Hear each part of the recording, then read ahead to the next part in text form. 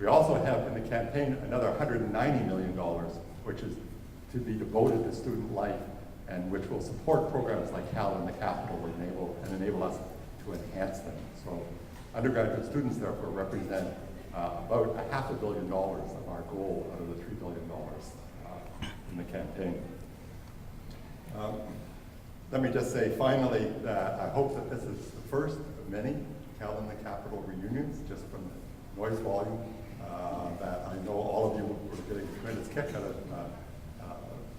renewing friendships and also having the opportunity to meet some of the new generations of students who are now, your more senior people, your replacements in the Capitol. It's now my great pleasure to introduce the founder of Cal in the Capital, Dr. Michael McGinnis, who's class of '66. He's a senior scholar at the Institute of Medicine. He's executive director of the Institute of Medicine Roundtable on Evidence-Based Medicine. This is astounding. He's held continuous appointments through the Carter, Reagan, Bush, and Clinton administrations through health, with responsibility for coordinating the activities and policies in disease prevention and health promotion. He chaired the World Bank European Commission Task Force on Post-War Reconstruction of the Health Sector in Bosnia. He's a graduate of UC Berkeley, UCLA School of Medicine, and the Kennedy School of Government. I'll give you Michael McGinnis.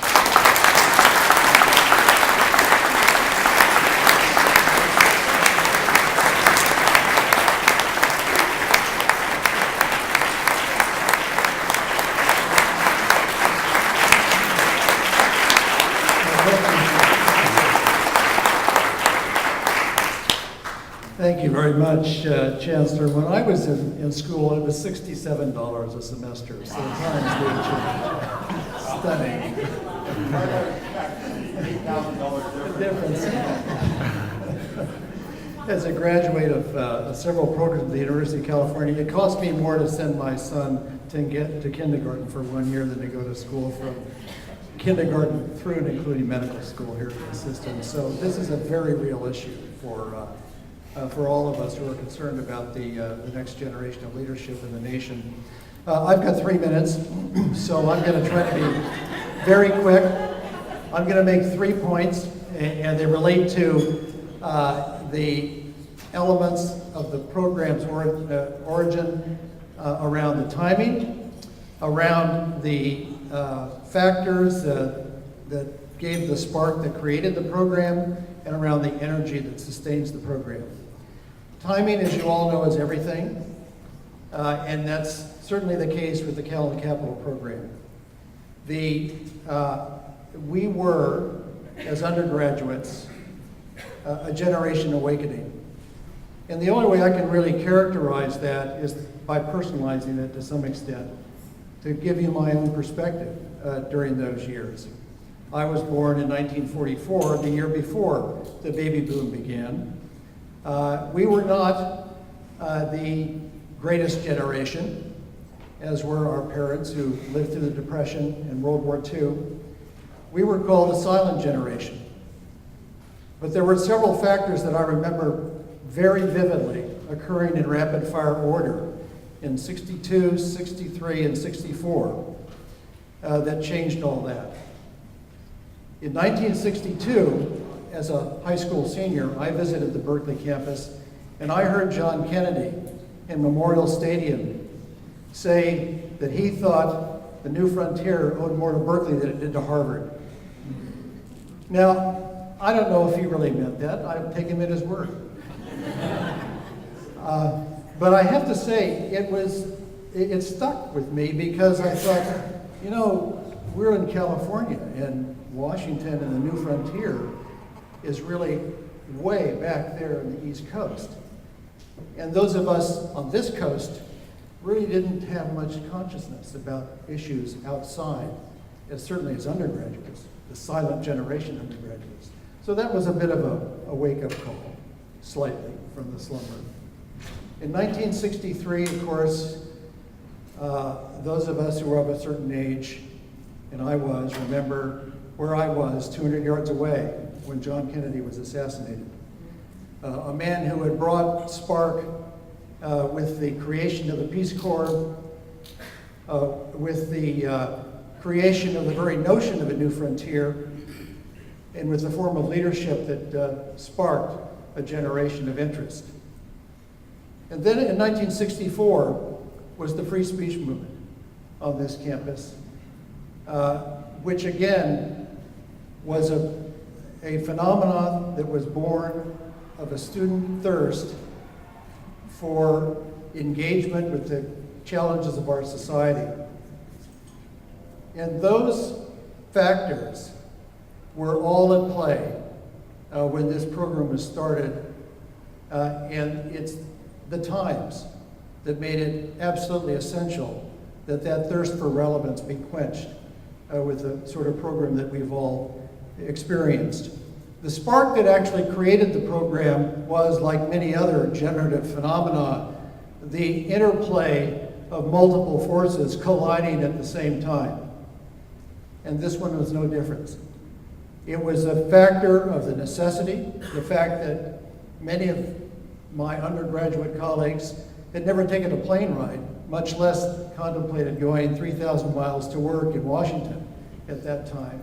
There was clearly a need to build that bridge in a practical way to make sure that we could broker those opportunities.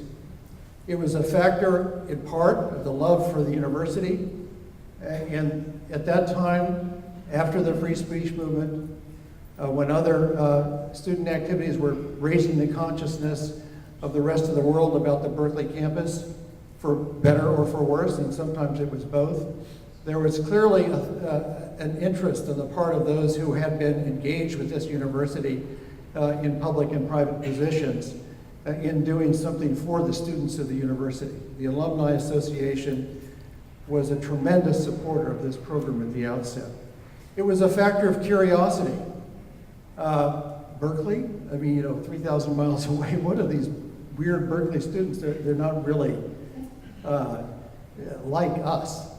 So there was an interest in having a Berkeley student. When they looked at a Berkeley student's resume and said, boy, this is a pretty stunning kid, it actually was very simple to get posts for the Berkeley student body, given the impressive nature that it is. And finally, there was the force of luck, as is the case in all of these things as well.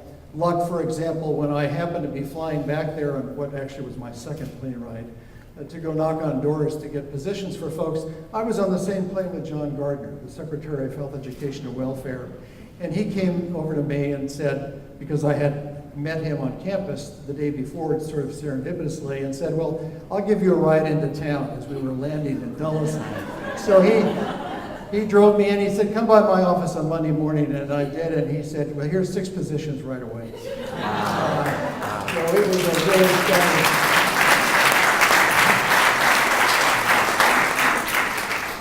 But mostly, this program is derivative of the energy that all of you have brought to the program and sustained the program with over the years. I never went as an intern to the program,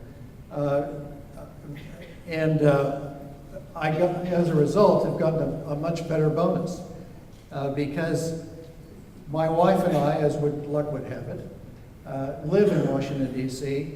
We've lived in the same house for 29 years. So for 29 years, we've had the privilege of hosting the new crops of interns that come back, of meeting you student directors. And it has been absolutely wonderful. It's you folks, this student-run program, that have made the difference, have kept it dynamic, have kept it relevant to the students who are a part of your generation, whichever the one that may be. And I can't imagine a greater thrill than being here tonight with all of you and being reminded of the energy that has been brought to the program by folks like Art Shartzis, who was here as the first summer as intern and then ran the program after.